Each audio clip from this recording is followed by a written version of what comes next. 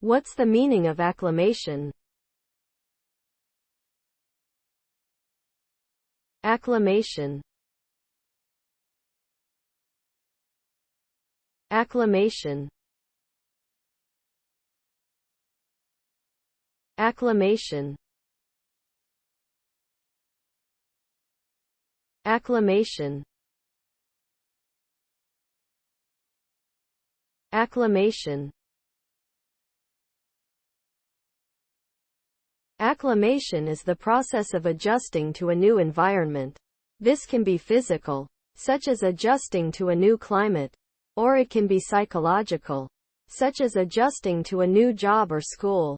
When an organism acclimatizes to a new environment, it makes changes to its physiology and behavior in order to survive and thrive in that environment. For example, a person who moves to a new climate may start sweating more and wearing lighter clothing in order to stay cool. Or, a student who starts a new school may start making new friends and joining new activities in order to feel more comfortable. The result of acclimation is that the organism becomes better able to cope with the new environment. This can lead to improved health, productivity, and overall well-being.